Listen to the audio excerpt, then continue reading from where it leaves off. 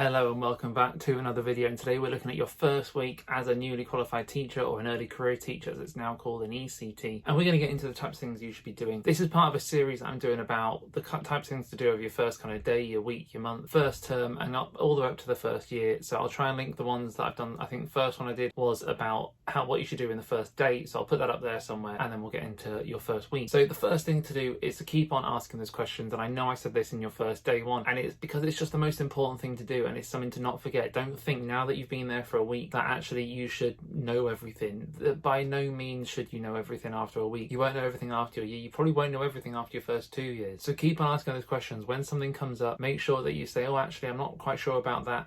What do I have to do for this? I still do it now. If something's not wrong, you just need to go and ask someone how to do it. And there is no silly questions. It's your first week in the job. It's your first time being a teacher in the class. So make sure you're going to go ask them what you need to do, how to do something, and then hopefully you'll get things right and be able to get on. And the next time you do it, maybe you'll know a bit more and you'll only ask a little question compared to asking how everything is done the first time around. Keep on asking those questions, guys. Don't be shy. Don't feel like you should know anything, because it's all about building on that knowledge, learning new things, and learning what it takes to become a teacher. So keep on going throughout that whole first week. Make sure you're asking those questions. Now, we talked about in your first day about setting those expectations high. Hopefully at this point during your first week, you've set them to the children, and now you're holding them right up there. You're holding those expectations as high as you can and making sure that you're keeping children doing their work at that right standard. Now, your first week is probably the easiest time to set them, and you will be kind of setting them in each lesson and making sure they're kept there. But it's about keeping that standard so high that they know in every single lesson, they know what they're expected to do, and that is in terms of their behaviour, that's in terms of how they move around the classroom, in terms of the presentation of the work, the amount of work that's done, in terms of their behaviour outside on the playground, what the atmosphere of the classroom should be like, the noise level, all sorts of different things you can have expectations. It's about expecting them to be good citizens in the classroom, good school pupils, and showing off that they are the best pupils in the school. You always want to make sure your class is the best one, and so it's about making sure that they know that they're going to be trying to show off how amazing they are. So make sure you're setting those expectations the whole way through, and you're carrying them on, keeping them high. Don't let them slip down, because once they slip, it's always a lot harder to push them back up again, because the children get used to kind of an easier style of work that's not as rigid and isn't as good quality really. So make sure you're keeping those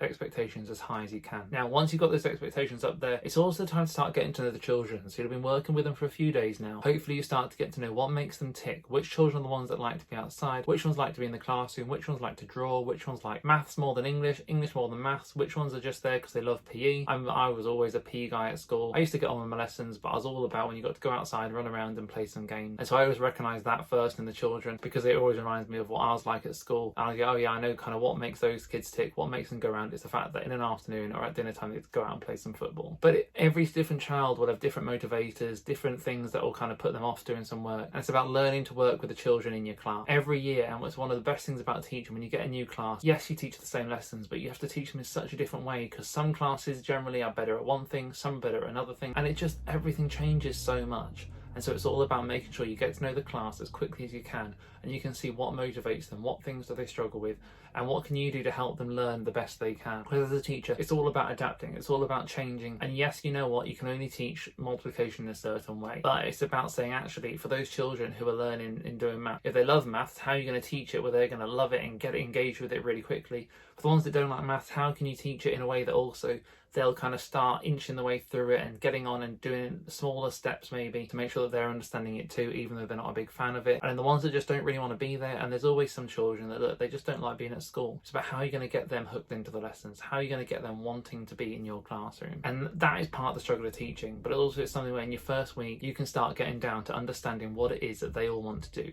What do they want to be when they're older, and how can you engage them in your lessons? So getting to know the children is an absolutely massive one. And to build on that, and also to help you with that, it's also getting to know the parents. On the door at the end of the day, start saying hi, have a chat with them, see how they're doing, what type of things do they want to know, do they have any questions for you, and just generally get to know the parents a bit and how they interact with their kids, and you'll start to get to know a little bit more about the children, how you can help them learning as well, and what type of things they're going to be doing at home when they leave, what their hobbies are, all sorts of stuff. So making sure that building those relationships with the children and parents at home is always really really, really important. Also very, very important to keep on doing that. You start on your first day and you need to keep on doing throughout the whole school year. Is keep on writing things down, guys.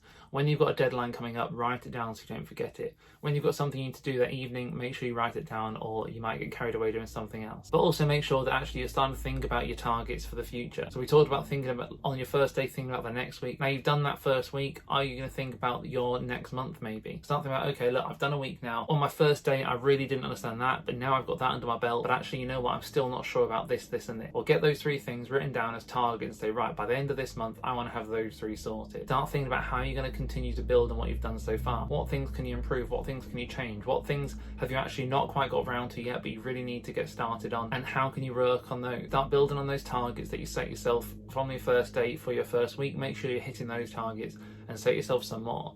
I'm sure your mentor will be setting you loads of targets to achieve as well throughout all this time. You'll have all sorts of meetings, hopefully at least once a week with them, to talk about how things are going on. And part of that is you'll have teaching observations and all sorts going off too. You'll hopefully be observing some other teachers, so that's something to start thinking about, but it's definitely something to get cracking on. And I'll put that a bit more about that, about observations and mentoring and observing other people, in my next video all about your first month. So do go and watch that if you haven't yet. But yeah, in your first week, make sure you're setting those targets, and they can be the same targets what your mentor sets, but also make them a little bit personal to you. So you know what, I've got this target that my mentor sets and I really want to do that, but I also am focusing on doing a bit of that too. So go set yourself your own targets that you want to achieve, and make sure you're hitting your mentor's targets first, because they're obviously the ones that are judging you. They're the ones that are making sure, and they know what it is that it takes to be a good teacher. But have some personal goals to keep yourself going as well, because it's always good when you're hitting goals, you're hitting targets, you're making sure you're getting on. And finally, the best thing to do as always is to big yourself up. What's gone well in your first week? Write down some things that you're really proud of that you've done. How have you got to know the children in your first week? What lessons have gone really well already, and what are you looking forward to doing in the future? What do you think you're managing really well in your first week? Are you getting home at a sensible time? Are you getting your marking done quickly? And let me tell you, marking at the start is one of the hardest things to get to grips with. How to mark, learning what to do, learning how to do it quickly and efficiently is really, really tough. But hopefully your school's got a good feedback policy, a bit like mine, where a lot of it is about verbal feedback and talking to the children. And as always, I'll try and link a video up there about what I mean by verbal feedback if you want to go have a look at that and what kind of policies that means, then do go have a quick peek at that video. But yeah, hopefully you're really getting on and you're starting to get the grips of what it's like to be a teacher in your first week. And as we said, you're not expected to know everything. It's going to take years before you feel confident enough to say, yeah, I know what it is to be a teacher. But there is a lot to look forward to, and there's a lot coming up for you. Building up into your first half term, your first month as a teacher, then you've got half term, then you've got the full term, and then it's Christmas at the end of the term as well. So you've got a lot of busyness coming up, and hopefully you can look forward to all of that. But as we said, make sure you're setting yourself those targets, set yourself those goals, and make sure you keep on hitting them. Talk to your mentor if you've got any questions, and make sure you're asking what it is you need to do if you're not quite sure about something. And as always, make sure you're having fun, because a good classroom and a good school is a fun place to be. It's a place where people are happy to be. And if you're not happy to be there, then make sure you're asking about why things aren't going so well,